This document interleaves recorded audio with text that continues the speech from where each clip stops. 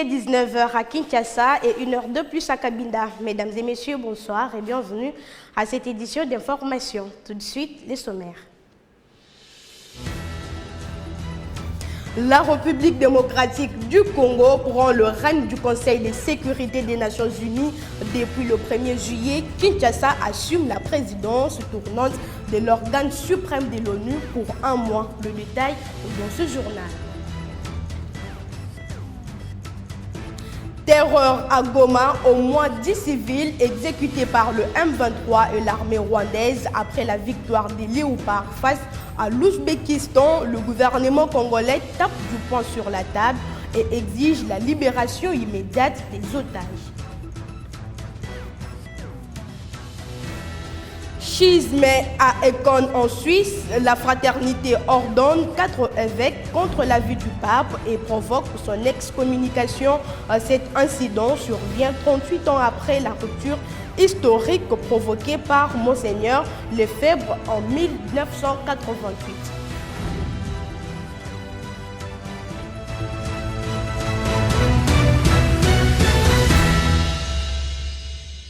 C'est un mois crucial qui s'ouvre pour la diplomatie congolaise. Depuis ce mercredi 1er juillet, la République démocratique du Congo assume officiellement la présidence tournante du Conseil de sécurité des Nations Unies. Durant tout le mois, Kinshasa, à travers son représentant Zenom Congo, va rythmer l'agenda international, diriger le débat et porter la voix de l'Afrique sur les crises mondiales majeures.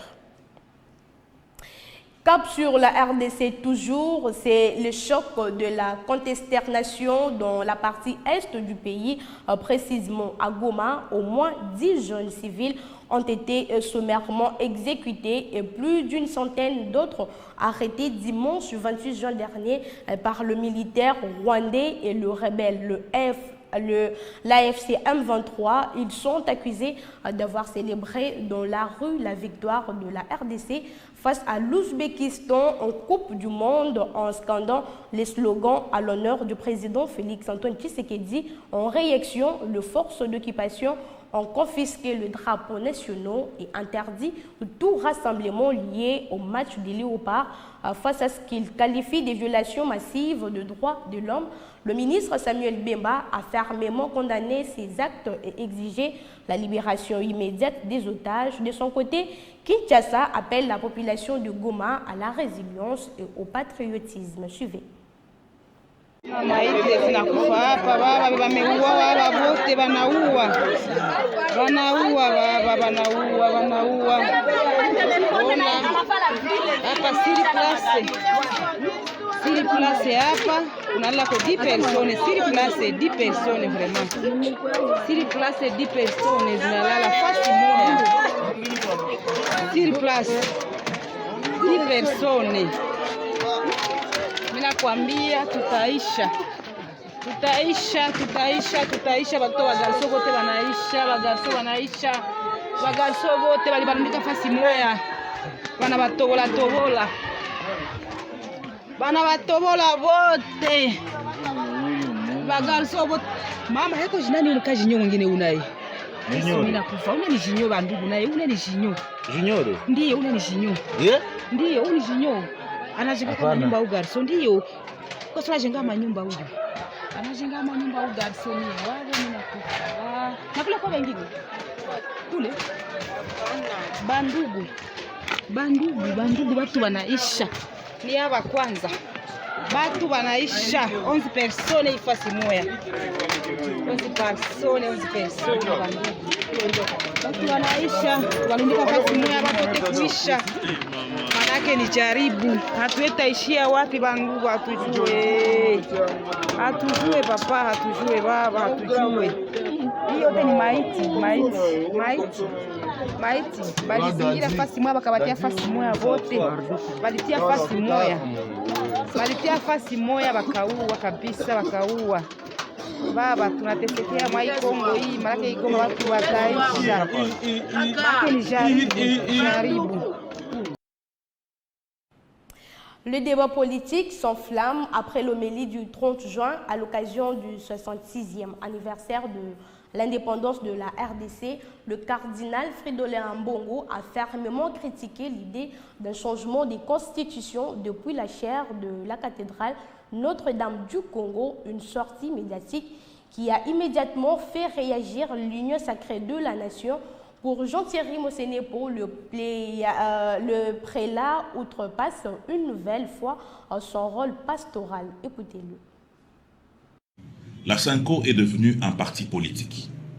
Le cardinal Ambongo, avec Monseigneur Cholet et Monseigneur Mouteba, ont laissé la croix pour prendre le programme de Kigali. En la cathédrale Notre-Dame du Congo, ce n'était pas une messe, c'était un congrès politique dans la maison de Dieu.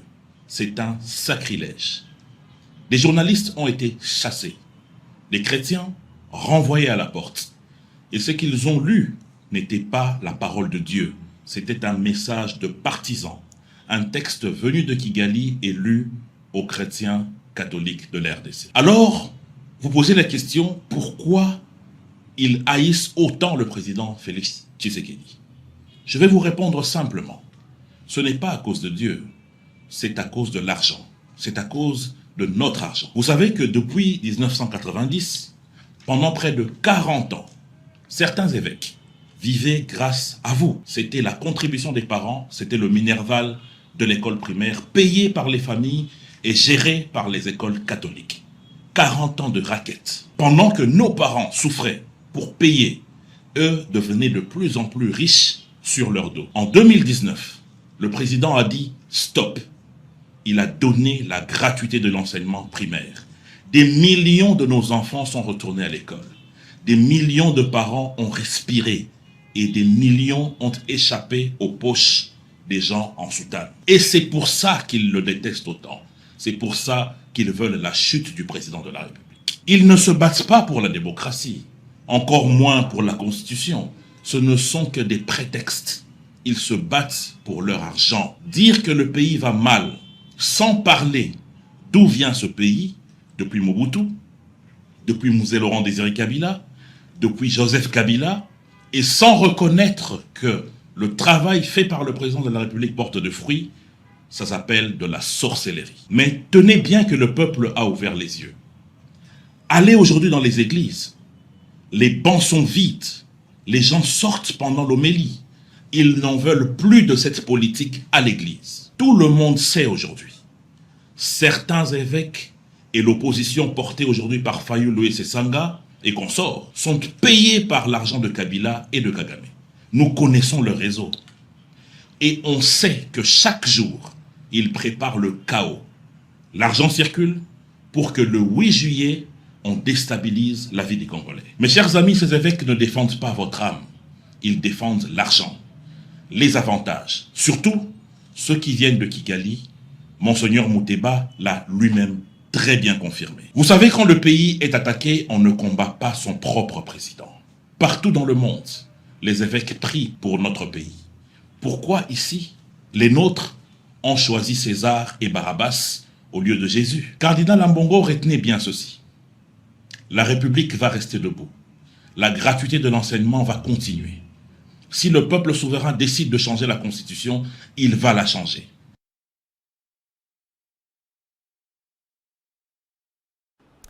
Ouvrons le chapitre infrastructure avec la province de la Lomami. À Kabinda, l'érosion dite Yakasongo continue de menacer les habitations et les sous-bassements face à l'ampleur des dégâts. Le ministre des Infrastructures et Travaux Publics, John Banzalunda, a lancé une urgence nationale et annoncé des mesures pour freiner la progression de ces phénomènes qui met en péril la ville. Regardez.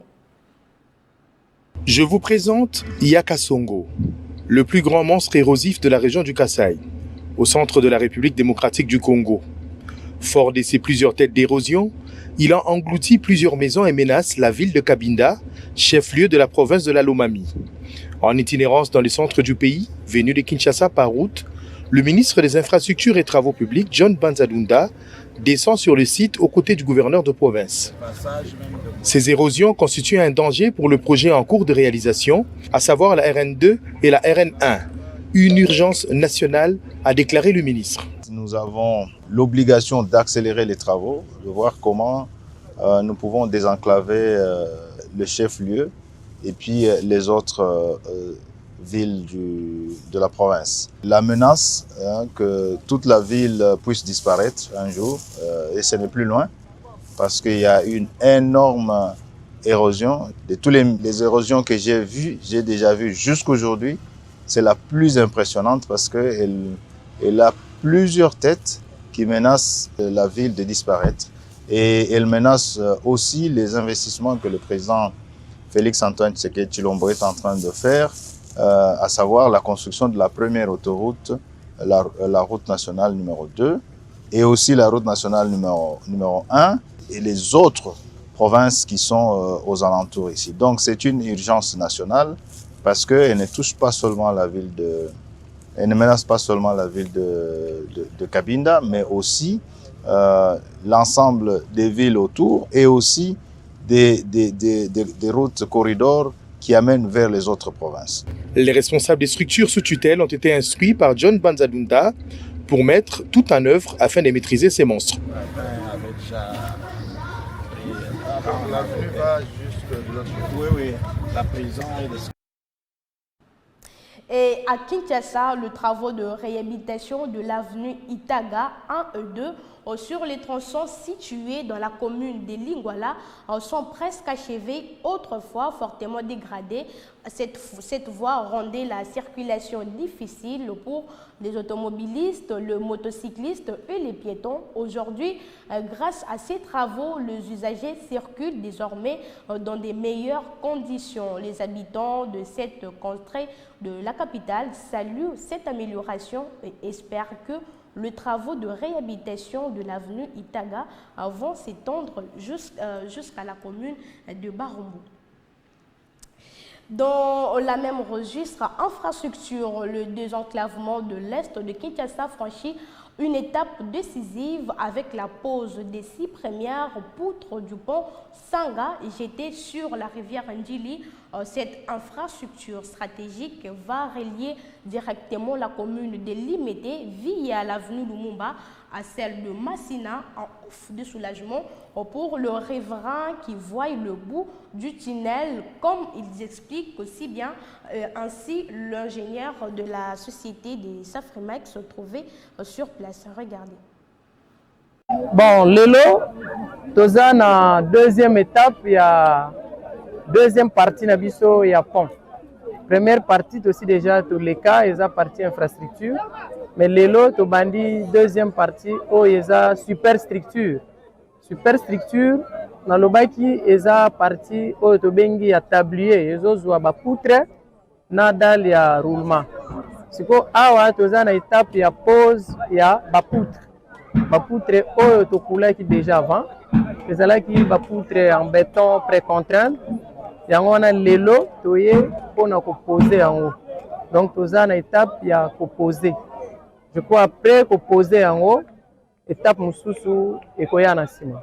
Bon, étape ezo ya na ciment après pose, to kosa la ba entretoise. Entretoise eza moko oyo to bengi eza ba neti poutre transversal oyo ezo kanga ba poutre na biso na se na lolenge ya largeur.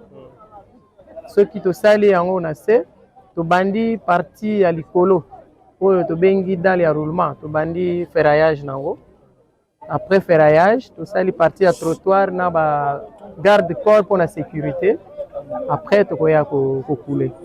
Na pont oyo eza na partie ya mituka, eza pe na partie ya bato ya makolo. Partie ya bato ya makolo eza na mipanzi et kozala un peu élevé, ce qui otali déjà na forme ya nini na biso okomona place eza ya komata kuna eza yosa la différence yango wana partie ya bato ya makolo. Donc bato ya makolo bazala mwa likolo mituka ekozala na mwase. Donc na bato ya makolo na mituka nyonso ekozala likolo. Mais ekozala séparé bato ya makolo bazala na sécurité bazala mwa likolo mituka ekozala na se. Donc tozo continuer je crois 30 mètres ou 40 mètres pour la protection ya ouvrage d'art na biso. Donc de part et d'autre. Sanga eza na 6 poutres. poutre moko eza na longueur nango eza 15 mètres 60. 15 mètres 60 yango wana longueur ya poutre na biso. Alors poutre moko ezo peser 23 tonnes. Ndenge totomboli boye poutre moko eza na ezo peser 23 tonnes. Oui, projet bandi na 2023. Alors le lot tokomi en 2026, tokomi presque na suka. Ndenge bino moko bomoni. Oyo toza likolo ya rivière Tsanga. Bauti ko poser ba élément structure, ba poutre maîtresse. Alors yango nde ko service koyo batia béton oyo ya likolo oyo nzela esila. Oui, pour na bango bazali ba bénéficiaire yo moko monde bazo sepela ezali mbala liboso na quartier ezali des enclavés. Alors mbala liboso na pont ya monene boye sala manakati ya ville et puis éléments nyonso réunis ba grille ya minene ba poutre ya minene préfabriqué et mingi bazala ko condimate mais tango ba moni elongwe place ezalaki eye bakitisi yango bakamwe yango baza ko sepela biso tolingi tosenga na bango etant que baza ba bénéficiaire et ba zala na ekenge po pembeni ba terrasse ezali ba caniveau. Dans le cadre de l'assainissement de la ville de Kinshasa, le bac à ordures installé dans plusieurs artères sont déjà fortement remplis. En visite d'inspection le 28 juin dernier, le directeur général intérimaire de la Raskin a annoncé le déploiement des engins pour évacuer rapidement le déchet et préserver la salubrité publique. Fils Moukoko a également profité de l'occasion pour sensibiliser les cantonniers commis à cette tâche. On l'écoute dans ses propos recueillis par votre rédaction. Nabandaki depuis au Babengi quartier des bonhommes à Rema Cravette pour na lelo na mati poma tete Sendwe 24 siko nazana au Babengi boulevard Mandela constant asali baba keza saturé na musalo na ko sala lelo ezapo to bandenge nini toko banda kolandela etondeli ya babake poto longola kango avant esopana na se. Donc tozo senga vraiment na mokonzi ya ville province ya Kinshasa Daniel Bumba Lubaki akoka kopesa biso makoki oyo esengeli la Raskin natina ete tosala musala po tozali na o babengi makasi ya kosala ngo pe volonté.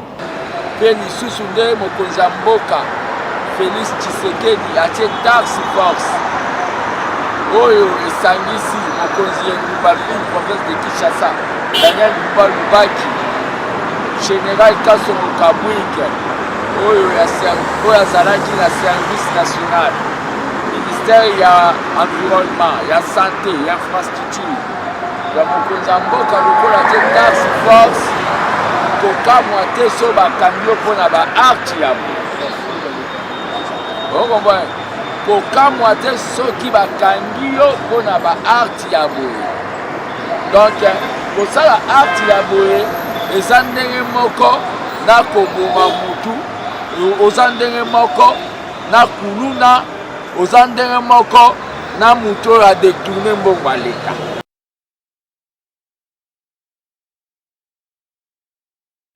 Et plus loin de la RDC, en Afrique du Sud, la manifestation anti-immigrés organisée le 30 juin dernier à l'appel de groupes citoyens se sont globalement déroulées dans le calme, du moins c'est ce que précise la police. Malgré quelques cas isolés de pillage et vandalisme, les autorités saluent le caractère majoritairement pacifique de rassemblement, tandis que les appels à l'exclusion de migrants, y compris parfois de personnes en situation régulière, continuent d'alimenter les tensions. Reportage.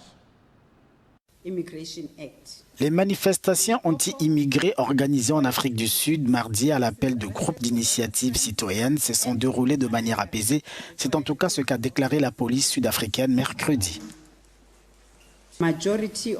La majorité des manifestations organisées à travers le pays se sont déroulées dans le calme. Les Sud-Africains ont exercé leurs droits constitutionnels et la grande majorité d'entre eux l'ont fait de manière pacifique, responsable et dans le respect des lois en vigueur. Pourtant, des pillages et saccages de magasins ont été signalés dans certaines villes, mais selon un organisme de sécurité interinstitutionnelle, sur les 120 manifestations qui ont eu lieu dans tout le pays, seules 12 avaient nécessité l'intervention des forces de l'ordre. Des renforts ont été déployés pendant la nuit dans différentes régions, principalement dans le Gauteng, le Cap oriental, le KwaZulu-Natal, l'État libre et le Cap occidental, en réponse à des incidents isolés de pillage et d'actes criminels. Des groupes anti-migrants appellent à l'expulsion des migrants sans papier, mais dans la pratique, même les étrangers en situation régulière seraient pris pour cible par les manifestants. Dans l'actualité également, le divorce est consommé entre la France et le Burkina Faso suite à l'annonce de la rupture de leurs liens diplomatiques par Ouagadougou. Une onde d'incertitude plane sur la coopération bilatérale au-delà du système politique. Quel sera l'impact réel sur la protection de ressortissants, le visa et l'économie? Éléments de réponse dans ces reportages. Le Burkina Faso a mis fin à ses relations diplomatiques avec la République française à compter du vendredi 26 juin 2026. L'annonce a été faite par le gouvernement dans un communiqué rendu public à Ouagadougou. Après le divorce consommé entre Paris et la capitale burkinabé, les actes diplomatiques en lien avec ces deux États seront désormais gérés par un État tiers, affirme Amadé Soro, spécialiste en relations internationales, qui cite la Convention de Vienne. Tout ce qui est rapport étatique, rapport institutionnel entre les deux États, c'est tout ça qui est impacté par la rupture. Mais comme je l'ai dit, on a vu des États qui sont en belligérance, mais qui arrivent quand même à communiquer, à garder en tout cas un canal à travers notre pays. Toutefois, cette rupture diplomatique n'est pas irréversible, estime Amadé Soro. Ce qui est mis en cause, c'est quoi? C'est le comportement d'acteurs politiques du moment. Si par exemple, avec le temps, il y a une nouvelle configuration qui se présente, alors des mesures également peuvent être effectivement prises pour faire face à cette nouvelle donne. Selon l'analyste, la rupture diplomatique n'a pas d'incidence sur la coopération économique, sauf en cas de comportement hostile des entreprises françaises au Burkina. La dénonciation de la non-taxation double et que finalement les entreprises françaises doivent payer les impôts ici au Burkina. Et suite à cela, on a vu que beaucoup d'entreprises ont quitté le sol burkinabé. Et sinon, cette rupture-là, qui est un acte diplomatique et politique, n'a pas d'incidence sur la question donc, économique, sauf si manifestement ces entreprises françaises qui sont installées au Burkina Faso décident d'adopter un comportement hostile. Et là, ça devient une autre évolution qui sera aussi appréciée par le gouvernement burkinabé. Paris a réagi à cette décision des autorités burkinabées qu'elle qualifie d'unilatérale, d'hostile et sans fondement, en assurant que des mesures de réciprocité seront prises. Au Zimbabwe, le président Emmerson Mnangagwa s'apprête à prolonger son pouvoir. Le Parlement a définitivement adopté mardi dernier le passage du mandat présidentiel de 5 à 7 ans en supprimant également le vote au suffrage direct. L'opposition fustige un texte détaillé sur mesure pour le président de 83 ans. Le Parlement du Zimbabwe adopte définitivement un projet de loi visant à prolonger le mandat présidentiel. Les modifications en profondeur de la constitution du Zimbabwe qui prolongeront le mandat présidentiel de 2 ans ont franchi mardi la dernière étape parlementaire. Il ne manque plus que la signature du président Emmerson Mnangagwa pour qu'elles entrent en vigueur.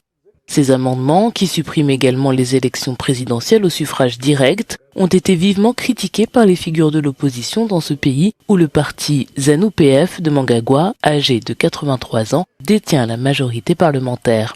L'Assemblée nationale a voté par 226 voix contre 41 en faveur des modifications proposées par le Sénat lorsque celui-ci a approuvé la nouvelle législation le 24 juin dernier. Cette série de modifications, qualifiée de coup d'État constitutionnel par ses détracteurs, comprend une disposition visant à prolonger la durée des mandats présidentiels et parlementaires de 5 à 7 ans. Ce qui signifie que le dernier des 2 mandats constitutionnellement limités de Mnangagwa serait prolongé jusqu'en 2030.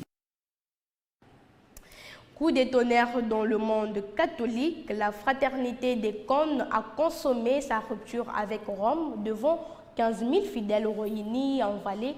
La communauté traditionnaliste a consacré 4 nouveaux évêques, un acte de défi majeur envers le pape Léon XIV qui avait pourtant supplié les dirigeants de renoncer à ses projets en s'épassant du mandat pontifical.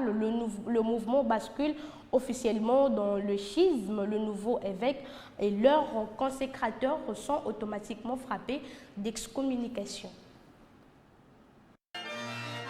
Un groupe dissident de catholiques traditionnalistes a ouvertement défié le pape Léon XIV, mercredi en Suisse. La fraternité Saint-Pie X a consacré 4 évêques sans le consentement du souverain pontife, rejetant les excommunications qui en ont résulté. Pour ces croyants, il s'agit d'un devoir sacré de défendre la foi catholique. Le Saint-Père n'est pas trop d'accord, mais je prierai le bon Dieu pour qu'il soit à Rome, les autorités puissent un jour accepter de revenir à la tradition de l'Église. Le pape s'était fermement opposé à ces ordinations organisées lors du séminaire des cons, mais cette fraternité s'oppose aux réformes modernisatrices de l'Église catholique. Eh bien, j'ai vraiment décidé de venir ici et c'est pour moi un événement historique car je m'intéresse à la fraternité Saint-Pie X depuis environ 3 ans. Mais j'apprécie beaucoup leur façon de faire et j'ai l'impression d'être sur un chemin plus sûr vers le paradis. Ces consécrations constituent une crise majeure pour le pape Léon XIV qui donne la priorité à l'unité de l'Église. Culture, héritier Watanabe au Zénith de Paris, c'est vendredi 3 juillet. Le compte à rebours est lancé.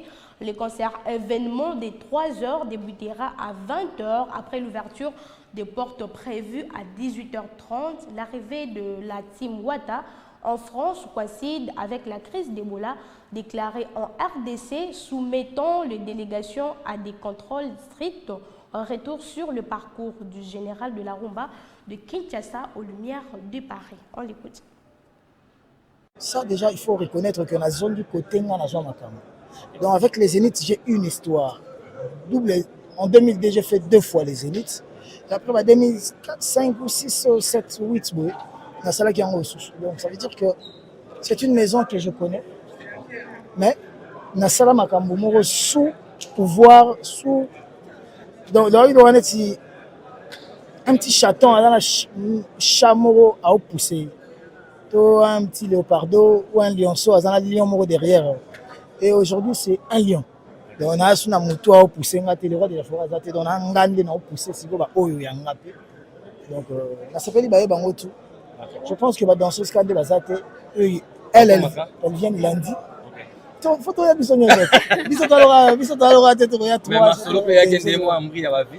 non, les gens veulent parler. Le temps où il faut ça demande, il y a place, rendez-vous, ils passent. Nous, on était en Afrique du Sud, donc il y a un concert en mai. Il faut ça la demande depuis mai. Parce que les dossiers doivent être traités. Mais puis, ce n'est pas Nagler qui me contredira. Dans ma administration, je suis très fort dans ma administration. Parce que maman Denise, c'est le faible qui pleure. Nous, on ne pleure pas. On a pas cet exemple. Glody, sœur Nanga. ngana kenda na orchestre na États-Unis. Bazongi ça quelques ans, to kwenda bon. Tant que ça la deuxième demande, ba pesa biso refus. To lele la na.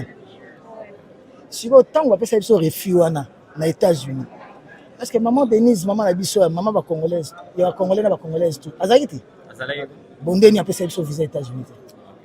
Les gens veulent collater ça va tout la faiblesse na bango parce qu'ils sont juste lâches. Ils sont faibles, ils sont lâches et désorganisés.